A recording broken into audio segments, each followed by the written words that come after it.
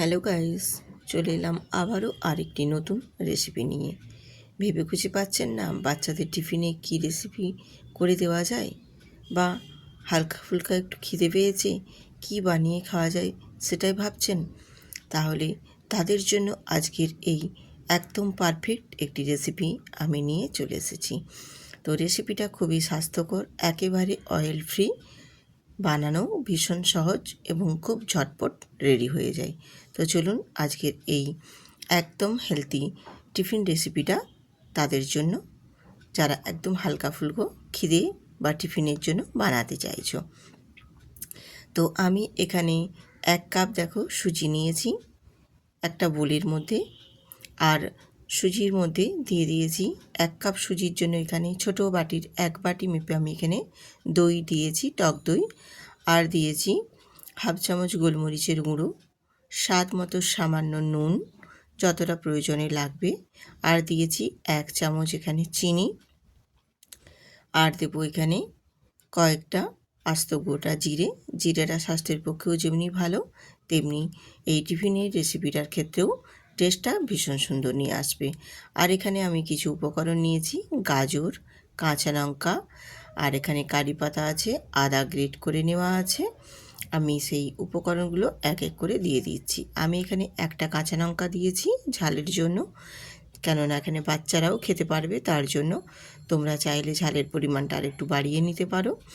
আর একেবারে অল্প একটু আদা গ্রেট করে নিয়েছি, আর দিয়েছি এখানে কারি পাতা। তোমরা চাইলে কারি পাতার পরিবর্তে এখানে ধনে পাতাও ব্যবহার করতে পারো। দিয়ে এবারে সমস্ত উপকরণ আমি সুজির সাথে আর টক দই দিয়ে খুব ভালো করে আগে প্রথমে শুকনো মাখিয়ে নিচ্ছি, কারণ যেহেতু দই চিনি সবটাই আছে, মেজারমেন্টের জন্য আমি আগে শুকনোটাই মাখিয়ে নিয়েছি। তারপর আমি দিয়ে দিলাম 1 বাটি জল। তো জলের পরিমাণটা কিন্তু একদম দেখে অল্প অল্প করে আমি দেবো বারে বারে, আর পরিমাণটা কীরকমভাবে রেখে দিচ্ছি সেটাও তোমাদের দেখিয়ে দেবো। অল্প অল্প জল দিয়েই কিন্তু মেখে নিতে হবে, তাহলে কি বলো তো, মানে এই ব্যাটারের থিননেসটা কীরকম রাখবে সেটা ঠিকঠাকভাবে বোঝা যাবে, আর বুঝতেও পারবেন, আমি দেখিয়েও দেবো কীরকম পর্যায়ে রেখে নিতে হবে। এরকমভাবে দেখো মেখে নিয়েছি। তো এখানে আমার আরও একটু অল্প জল লাগবে, এই জন্য আমি দেখো দিয়ে দিলাম।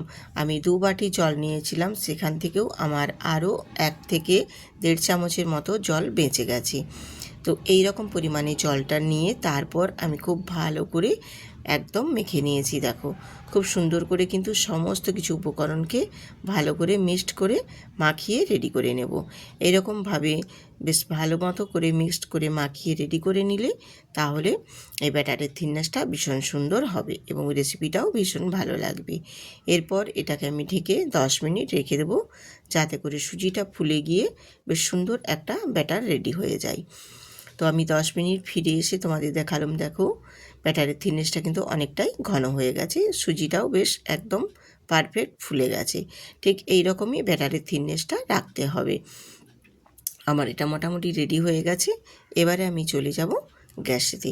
গ্যাসটাও অন করে দিয়েছি, দিয়ে আমি এখানে একটা ননস্টিক তাওয়া বসিয়ে দিয়ে একটু তেল ব্রাশ করে দেব।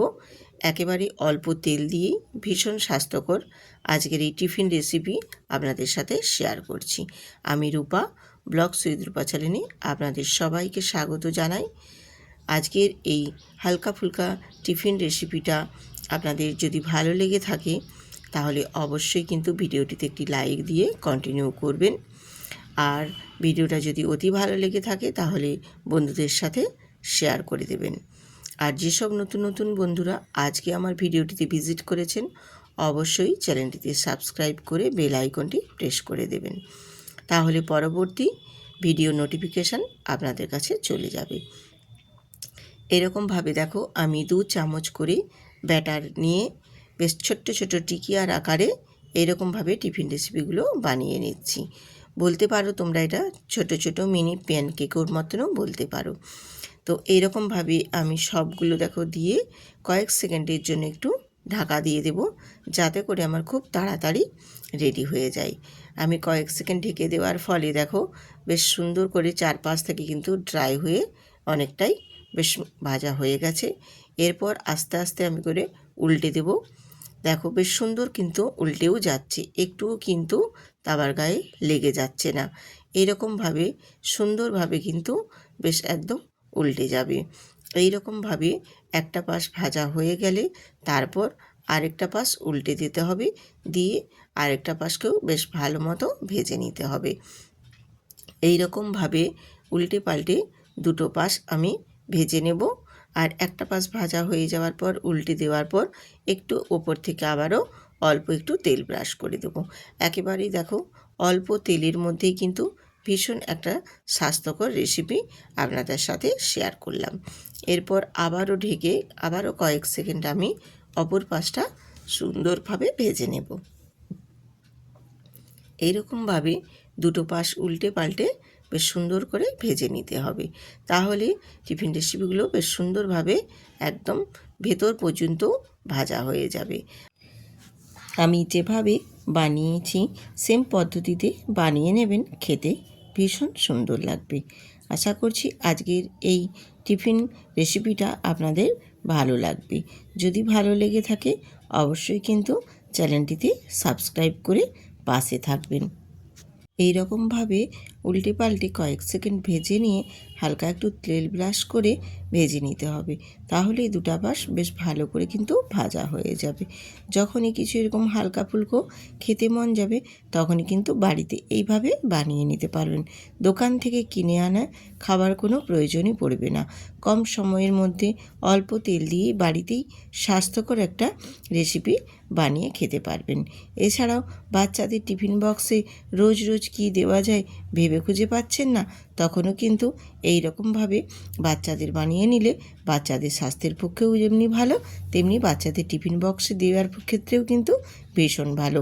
এছাড়া বাচ্চারা এরকম নিত্য নতুন রেসিপি টিফিন বক্সে পেলে ওরাও কিন্তু টিফিন বক্স একদম ফাঁকা করেই আসবে। ভীষণ সুন্দর হয় এই স্বাস্থ্যকর রেসিপিটা। তো আজকে দেখো রেসিপিটা আমার উল্টে পাল্টে দুটো পাশ ভেজে নেওয়ার পর এগুলোকে আমি সব তুলে নিচ্ছি। যখনই কিছু মন যাবে একটু হালকা ফুলকা খেতে এরকমভাবে বানিয়ে নিতে পারেন। ছোট বড় সবাই কিন্তু ভীষণ পছন্দ করবে, আর পছন্দ করে এটা খেয়েও নেবে কিন্তু। এরকমভাবে একবার ট্রাই করে দেখুন, কম সময়ের মধ্যে খুব তাড়াতাড়ি একটা সুন্দর টিফিন রেসিপি রেডি হয়ে যাবে।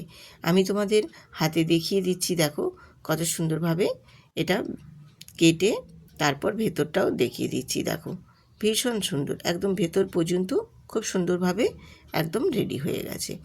এই রকম টিফিন রেসিপি বানাতে চাইলে আমার চ্যানেলে আরও অনেক সুন্দর সুন্দর দেওয়া আছে, তোমরা চাইলে দেখে নিতে পারো। ভীষণই হেলদি, একদম আটা ময়দা কিছুই দেওয়া নেই, শুধু 1 কাপ সুজি দিয়েই বানিয়ে নিতে পারবেন তোমরা এরকম হেলদি টিফিন রেসিপি। তো বন্ধুরা আজকের রেসিপি কেমন হলো কমেন্ট করে কিন্তু জানাতে একদমই ভুলবেন না। এই রকম আরও নিত্য নতুন অনেক রেসিপি নিয়ে হাজির হব আপনাদের মাঝে। তো ততক্ষণ আপনারা সবাই সুস্থ থাকুন, ভালো থাকুন। আবার আসবো আরেকটা এই রকমই নিত্য নতুন আরও অনেক অনেক রেসিপি নিয়ে আপনাদের মাঝে। আজ এইখানেই শেষ করছি। সবাই ভালো থাকুন, টাটা।